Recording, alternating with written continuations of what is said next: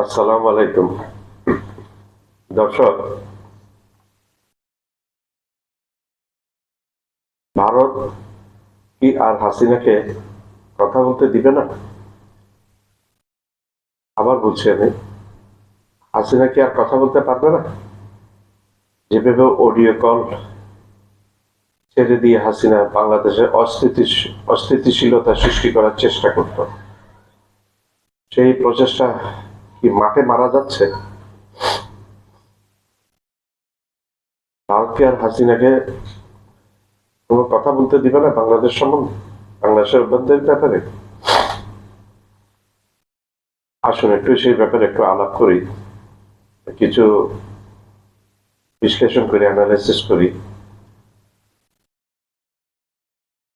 প্রায় 1400 মাস হয়, 1 বছর 2 মাস হয়ে গেছে হাসিনা উত্তর বাংলাদেশ, হাসিনা পতন হয়ে গেছে গত বছর 2024 সালের 5ই অক্টোবর, 5ই অগস্ট হাসিনা পতন হয়ে গেছে এবং হাসিনা প্রাণ বাঁচিয়ে পালিয়ে দিল্লি চলে গেছিল।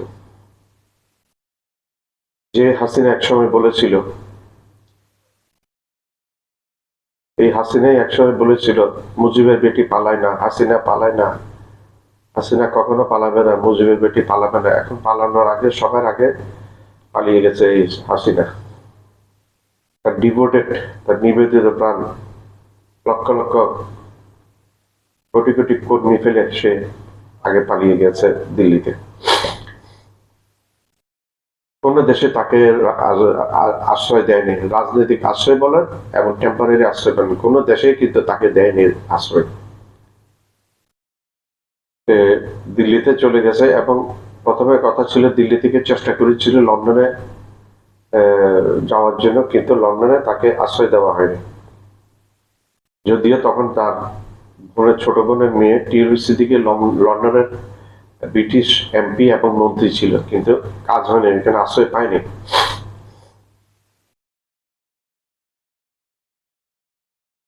সারা বিশ্বে হাসিনা তখন আশ্রয় পায়নি, এমনকি মধ্যপ্রাচ্যের দেশগুলোতেও আশ্রয় পায়নি, যেখানে কোনো গণতন্ত্রের লেশ মাত্র নেই। রাশিয়াতে আশ্রয় পায়নি, সেখানেও গণতন্ত্র নেই, রাশিয়াও আশ্রয় দেয় না, ইউরোপও আশ্রয় দেয় না, আমেরিকা আশ্রয় দেয়নি, কানাডা আশ্রয় দেয়নি, অস্ট্রেলিয়া আশ্রয় দেয়নি,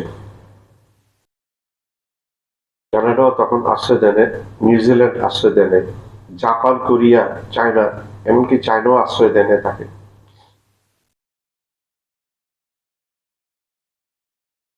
শুধু আশ্রয় দিয়েছিল ভারত।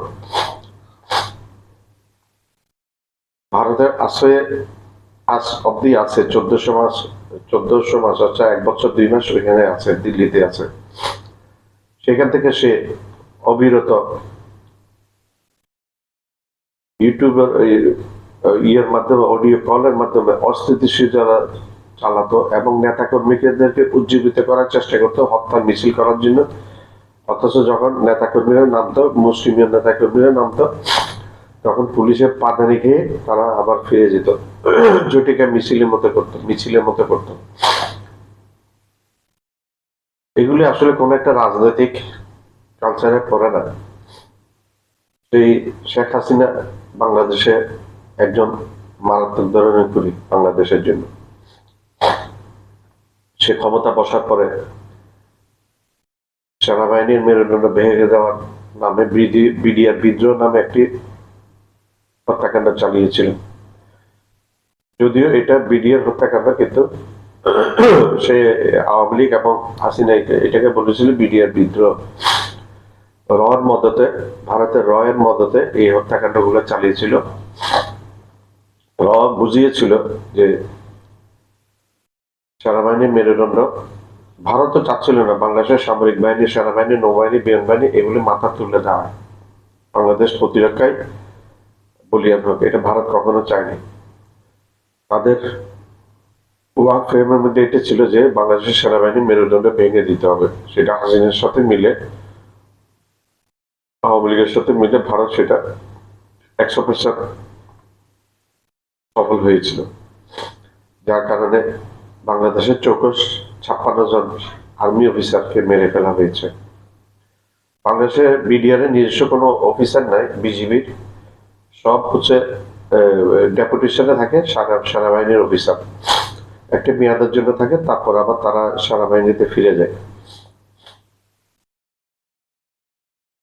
এই হাসিনা এরপরে হেফাজতে হত্যাকাণ্ড চালিয়েছিল, প্রচুর হুজুর থেকে এবং মাদ্রাসার ছাত্র থেকে মেরে ফেলা হয়েছে, গুম করা হয়েছে, এমনকি শুনে গেছে লাশও পুড়ে ফেলা হয়েছে। এরপরে আসেন গুম, খুন, আয়নাগর, কয়েক হাজার মানুষের কোনো হদিস নেই, এখন কোনো পাত্তা নেই। গুম, খুন, আয়নাগর। কাউকে কাউকে এখান থেকে নিখোঁজ হওয়ার পরে পাওয়া যেত দিল্লিতে, ইন্ডিয়ার ভারতের কারাগারে। এমন কোনো কাজ নেই করে নাই বাংলাদেশে হাসিনার সাথে মিলে, এমন কোনো কাজ নেই যে হাসিনার সাথে মিলে এগুলো করে নাই।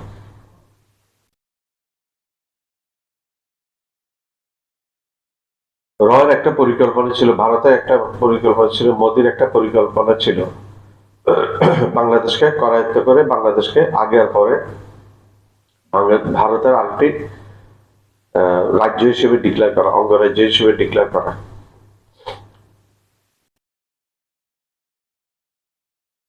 এটা আর 1 বছর হয়ে গেলে তখন এটা সফল হতো বলে আমি মনে করি। অনেক বিস্তারিত আলাপ করতে গেলে অনেক বিস্তারিত আলাপ করতে হয়, আমি সেদিকে পুরোপুরি যাচ্ছি না এখন। হাসিনাকে ভারত কথা বলতে দিবে না। কেন দিবে না তার কিছু রিজন আমি ব্যাখ্যা করছি। বিগত 14 মাস হাসিনা এবং আওয়ামী লীগ ছাড়া ভারত কিছু বুঝে নেই, ভারত সরকার।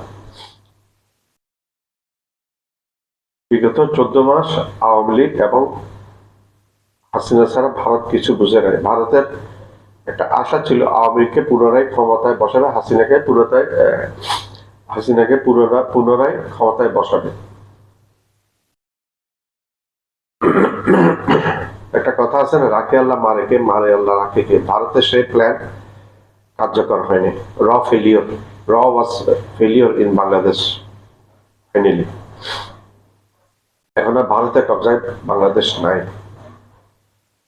হাসিনাকে কেন কথা বলতে দিবে না, ভারত এখন বুঝতে পেরেছে ভারত বড় একা। ভারতের আশেপাশে এখন কেউ নাই, না পাকিস্তান ভারতের শত্রু, বাংলাদেশকে শত্রু বানিয়েছে হাসিনা পরবর্তীতে, চীন শত্রু, মালদ্বীপ শত্রু, নেপাল একটা হিন্দু রাষ্ট্র সেটা শত্রু, ভুটান শত্রু,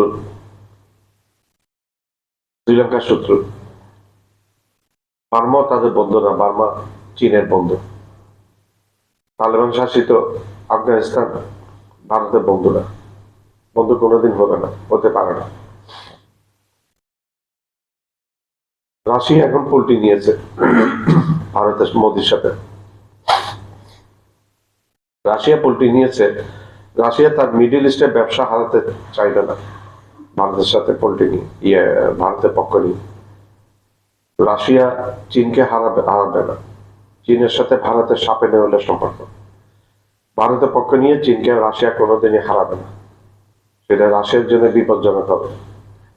ইরানকে হারাবে না রাশিয়া, মধ্যপ্রাচ্যকে, বিশেষ করে মধ্যপ্রাচ্যকে হারাবে না। সারা বিশ্ব যেখানে ভারতের সাথে নাই সেখানে রাশিয়া একা থেকে কি করবে?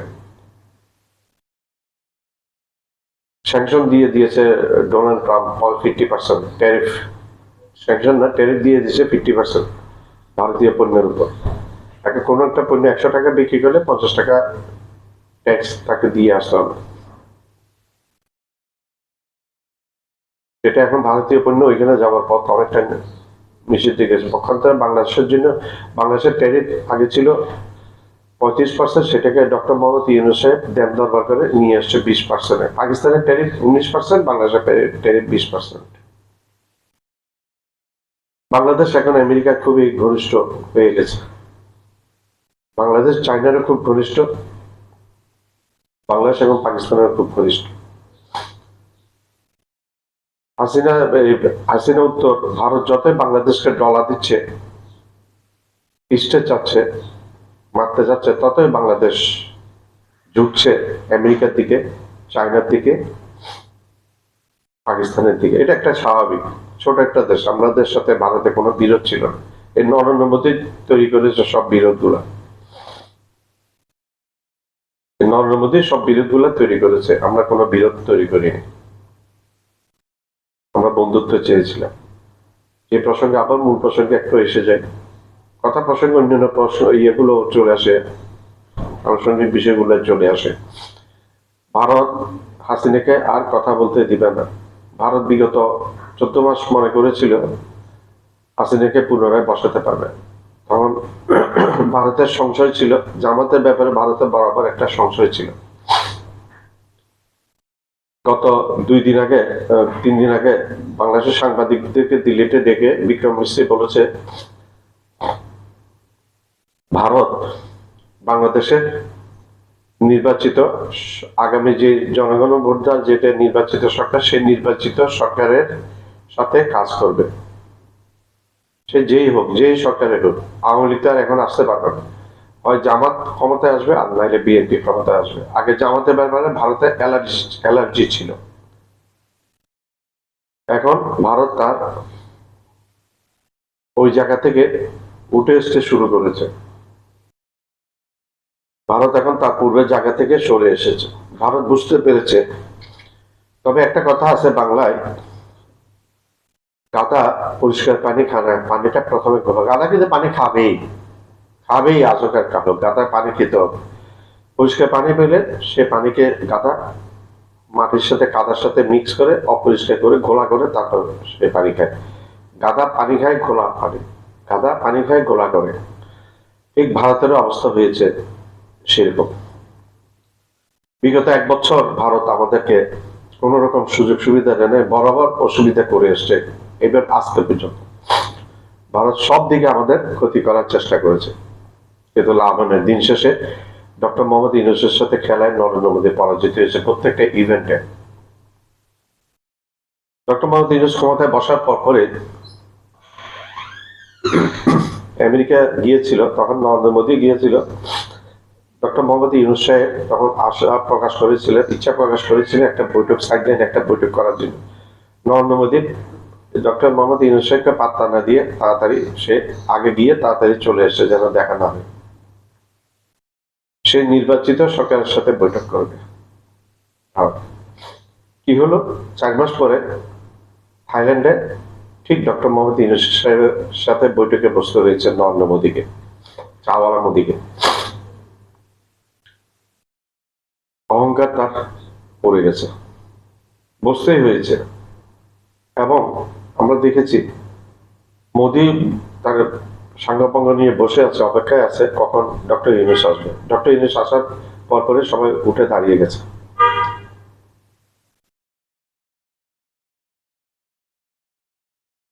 এখন ভারত হাসিনাকে কথা বলতে দিবে না। আমি কথা প্রসঙ্গে আবার বারবার সেই প্রসঙ্গটা আসছে। ভারত এখন বুঝতে পেরেছে বাংলাদেশের সাথে আমেরিকার সম্পর্ক খুব গভীর হয়ে গেছে। চট্টগ্রামে মার্কিন বিমান বাহিনী এবং সেনাবাহিনী এখানে যৌথ মহড়া দিচ্ছে। চীনের সাথে উত্তর সম্পর্ক আরো বৃদ্ধি পেয়েছে। গতকালকে আমরা জানতে পেরেছি চীনের 20টা ফাইটার প্লেন JC-10 কেনার জন্য অর্ডার দিয়ে দিয়েছে বাংলাদেশ, চুক্তি হয়ে গেছে। যে ফাইটার প্লেন কুবাকাত করেছিল ভারতের রাফাইল, 3টা রাফাইল, একটা মিগ, একটা সুখোই আর একটা কি জাতীয় প্লেন, মোট 6টা প্লেন কুবাতিতে করেছিল পাকিস্তান। সেই প্লেনগুলা আনার জন্য চুক্তি করে ফেলেছে বাংলাদেশ। যে ভারত বাংলাদেশকে কখনোই ভারত বাংলাদেশকে মাথা তুলতে দেয়নি শেখ হাসিনা আমলে। বাংলাদেশের একমাত্র শাসক ছিল জিয়া রহমান, মেজর জেনারেল জিয়া রহমান। উনি মাথা তুলে দাঁড়িয়েছেন, ভারতের বিপক্ষে কথা বলতে হবে সরাসরি, যার জন্য ওনাকে মেরে ফেলেছে।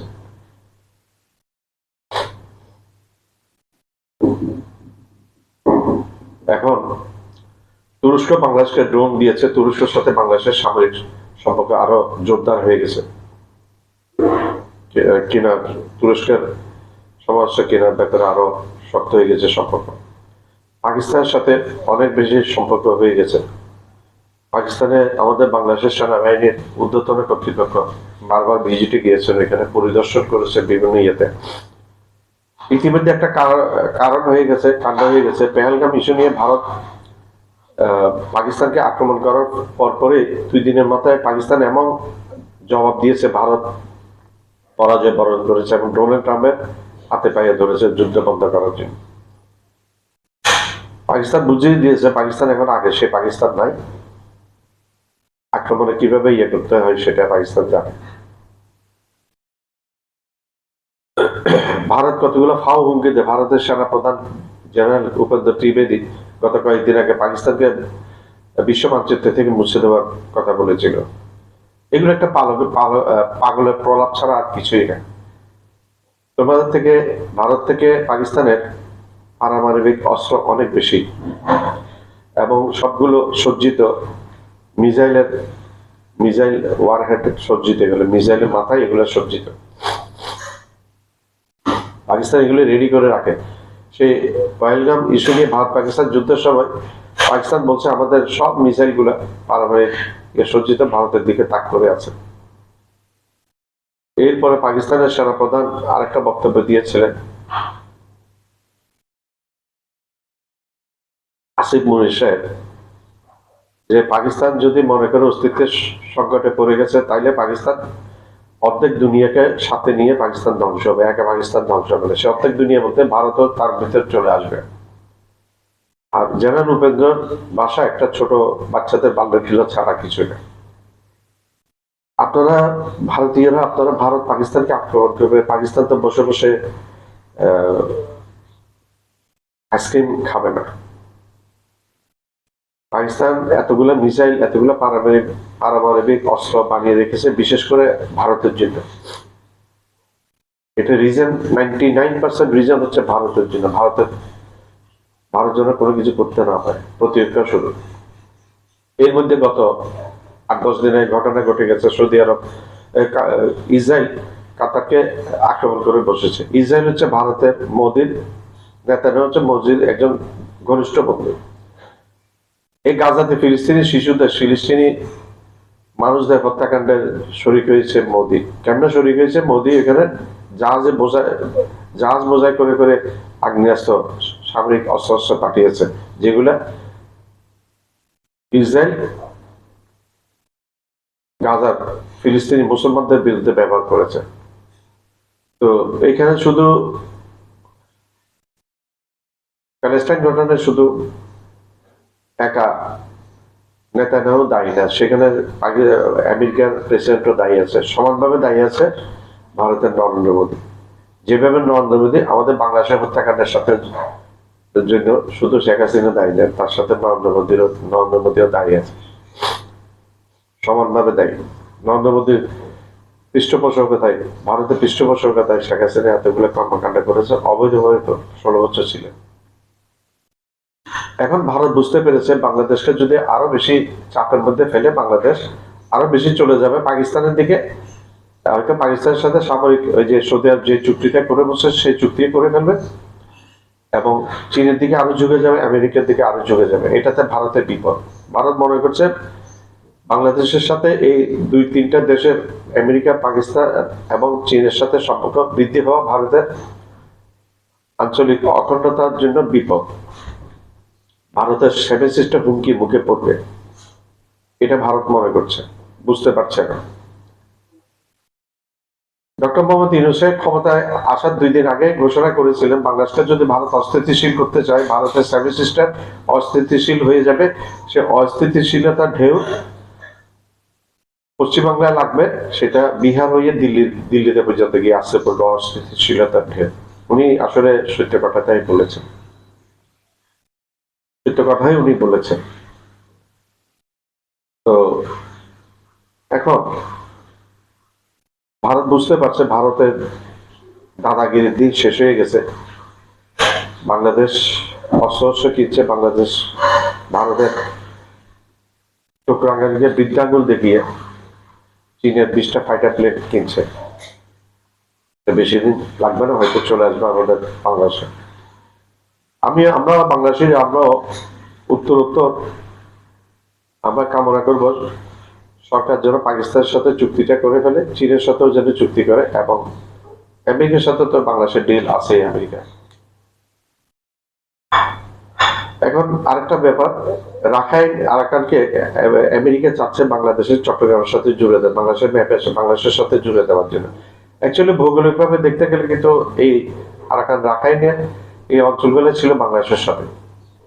এখানে একটা বেইমানি করে ফেলেছে বাঙালিদের সাথে জুলফিকার আলী ভুট্টো, সরি পাকিস্তানের জনক কায়দে আজম মোহাম্মদ আলী জিন্নাহ, উনি নেহেরুর সাথে মিলে এই চালটা চালিয়েছেন যেন বাংলাদেশ পূর্ব পাকিস্তান বেশি বড় না হয় এবং অতিরিক্ত শক্তিশালী না হয়।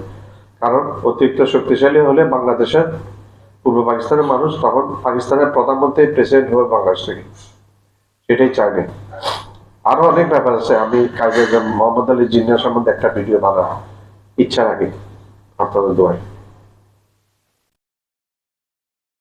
এখন ভারত মনে করছে ভারতের যেহেতু আশেপাশে কোনো বন্ধু নেই, বাংলাদেশের সব বন্ধু বাংলাদেশ, পাকিস্তান, চীন, তুরস্ক, এগুলো একটা মিলিটারি প্যাক্ট হয়ে যাচ্ছে সৌদি আরব, এবং পাকিস্তানের সাথে কাতারও আগ্রহ করেছে সেই সৌদি আরবের মতো একটি চুক্তি করার জন্য, কাতার এবং আরব আমিরাত। পাকিস্তানের প্রতিরক্ষা মন্ত্রী আসিফ সাহেব বলেছেন যে তাদের দুয়ার খোলা আছে, যে কোনো মুসলিম দেশ এসে তাদের সাথে সে চুক্তি করে মিলিটারি একটা প্যাক্ট করতে পারে, একটা মুসলিম ন্যাটো করতে পারে। আসলে ধীরে ধীরে মুসলিম ন্যাটোর দিকে এগিয়ে যাচ্ছে পাকিস্তানের নেতৃত্বে। ভারত সেটা বুঝতে পেরেছে, ভারত এখন ইউটার্ন নিয়েছে, পুরোপুরি ইউটার্ন নিয়েছে। এখন ভারতের কাছে আসাদুদ্দিন ওয়াইসি একজন নামকরা রাজনীতিবিদ এবং ব্যারিস্টার, উনি প্রথম থেকে প্রতিবাদ করে আসছেন, মোদীকে বলেছেন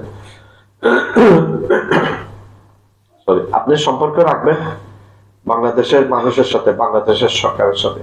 আপনি কেন একজন দীক্ষিত, একজন পলাতক খুনি আসামি সাবেক প্রধানমন্ত্রীর সাথে আপনার সম্পর্ক রাখবেন, বাংলাদেশের সাথে সম্পর্ক বিয়ে দিয়ে?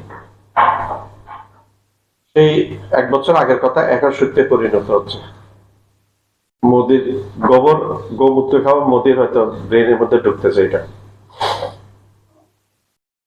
আমরা আশা করব মোদির জমানা শেষ হয়ে যাবে, ভারত একজন ভালো একজন শাসক আসবে এবং বাংলাদেশের সাথে উত্তরোত্তর সম্পর্ক বৃদ্ধি পাবে। ভারত অর্থনীতি শেষ হয়ে গেছে বাংলাদেশের সাথে খারাপ সম্পর্ক করে। ভারতের অর্থনীতি একবারে শেষ হয়ে গেছে। তার মধ্যে আমেরিকার খড়গ নেমে এসছে, 50% ট্যারিফের খড়গ, যেটা ভারত কাটিয়ে উঠতে পারবেও না। এমনও বলেছে যে ডোনাল্ড ট্রাম্প মোদির হাতে ভারতে ভিক্ষার ঝুলি ধরিয়ে দিবে, ভিক্ষার বাসন ধরিয়ে দেয় মানুষের কাছে যেমন ভিক্ষা করার জন্য মোদি। এবং একটা সময় আসবে, ট্রাম্প আবার বলেছে একটা সময় আসবে পাকিস্তানের কাছে তেলের জন্য ভারত যাবে, তেল কেনার জন্য পাকিস্তান থেকে।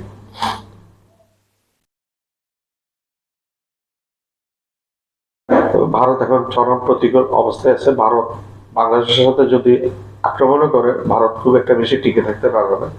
পাকিস্তান বসে বসে ললিপপ খাবে না, চীন বসে বসে ললিপপ খাবে না। পাকিস্তান প্রথমে কাশ্মীরটা নিয়ে নেবে আর শিখদেরকে সাহায্য করবে পাঞ্জাব আলাদা হয়ে যাওয়ার জন্য।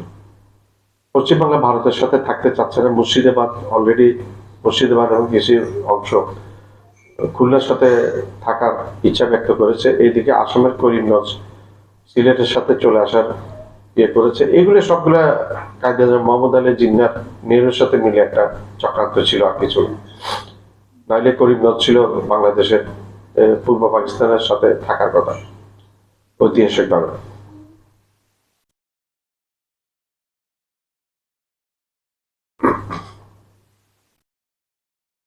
ভারত বড় একা হয়ে গেছে। ভারত একটা দেশের প্রতিবেশী যখন তার সাথে না থাকে, তখন সে যত শক্তিশালী হোক তার তখন নিরাপত্তা ইয়ে থাকে না। আর ভারত পাকিস্তানের সাথে পারবে না, চীনের কথা দূরে রেখে দিলাম। আর বাংলাদেশকে আক্রমণ করলে ভারত পস্তাতে হবে, ভারতের সেনাবাহিনী ডুববে কিন্তু মৃত হয়ে বের হতে হবে।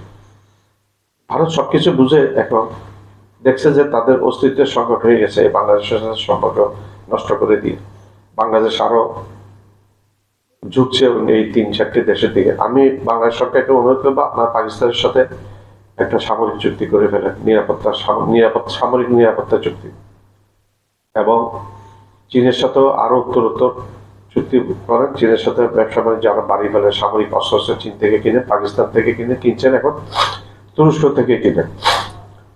আর সৌদি আরবে যদি বাংলাদেশে কোনো ফ্যাক্টরি কোনো মিল কারখানা করতে চায় সৌদি আরবের সুযোগ দেন। আর সৌদি আরব এখন একটা মুসলিম নেটওয়ার্ক আওতায় চলে আসছে। সৌদি আরব হেলাফেলা করা যাবে না। পাকিস্তানের কাছে পয়সা কম, সৌদি আরবের কাছে পয়সা বেশি। পাকিস্তানের কাছে পারমাণবিক অস্ত্র আছে, মুসলিম বিশ্বে পারমাণবিক অস্ত্র নেই। তারা সবাই পাকিস্তানের নিউক্লিয়ার আমলার নিচে চুক্তি করে আশ্রয় নিতে পারবে। এমনও শোনা গেছে ইতিমধ্যে সৌদি আরবকে কিছু পারমাণবিক অস্ত্র দিয়েছে পাকিস্তান।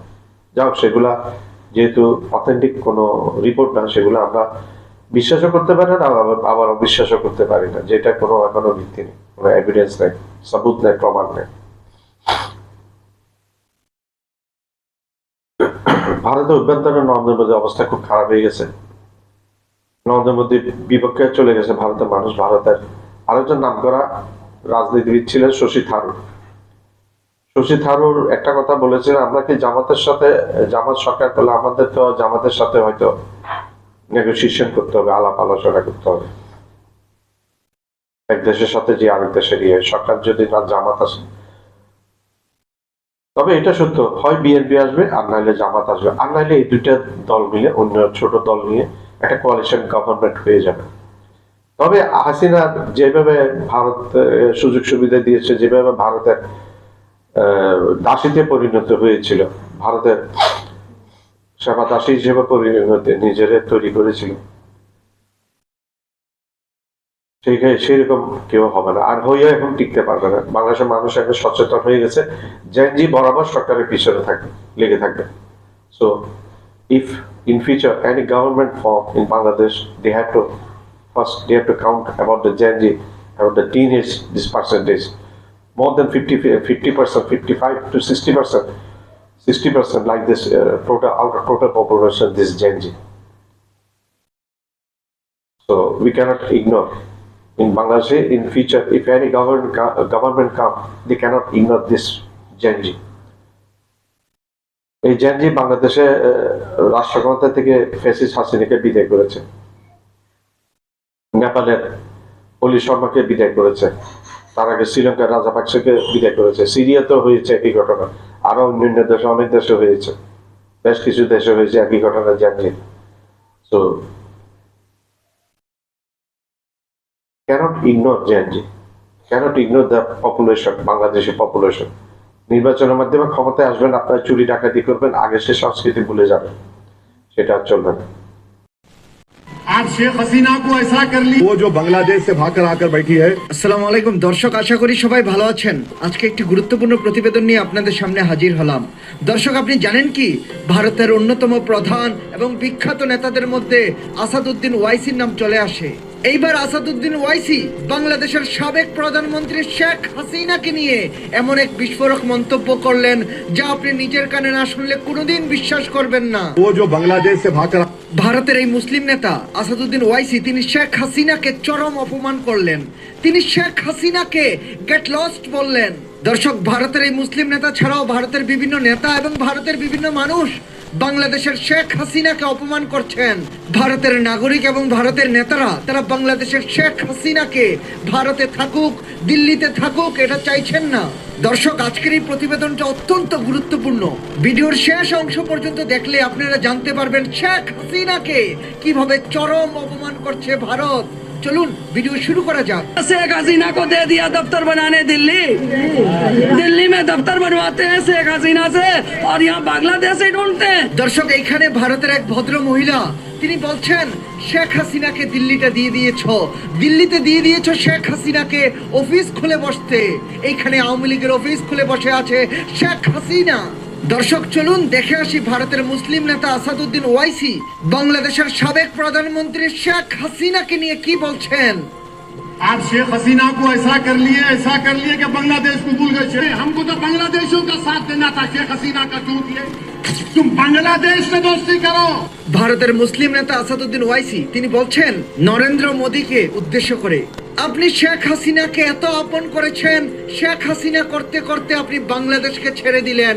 আসাদুদ্দিন ওয়াইসি আরো বলেন, আমাদের তো বাংলাদেশের সাথে একটা গভীর সম্পর্ক করা উচিত ছিল, আমাদের তো বন্ধুত্ব হওয়া ছিল বাংলাদেশের সাথে।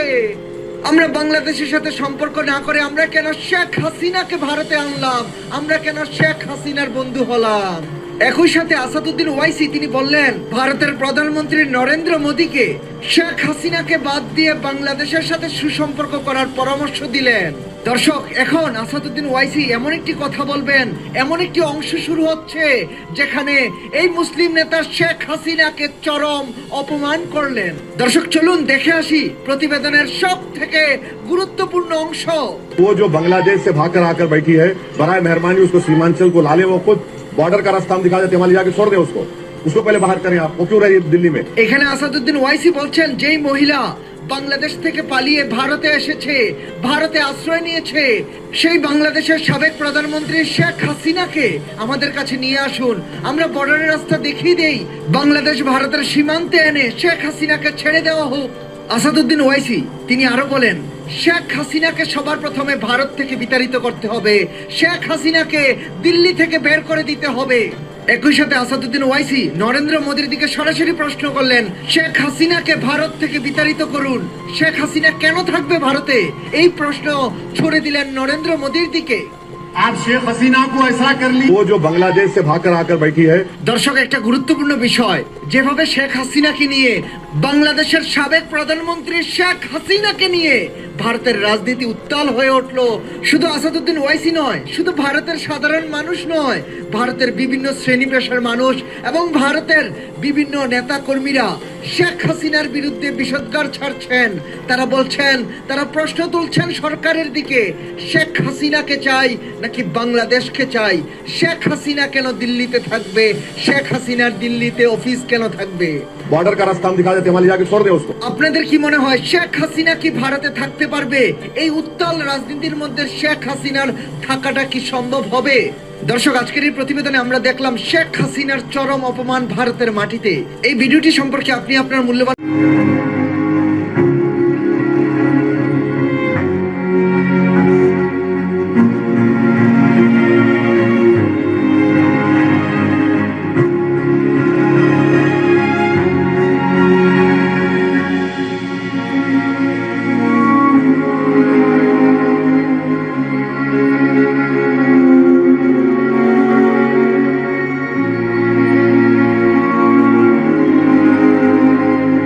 আমার চ্যানেলটা লাইক করবেন, সাবস্ক্রাইব করবেন, শেয়ার করবেন, বেল আইকনটা প্রেস করবেন, সাবস্ক্রাইব করতে ভুলবেন না।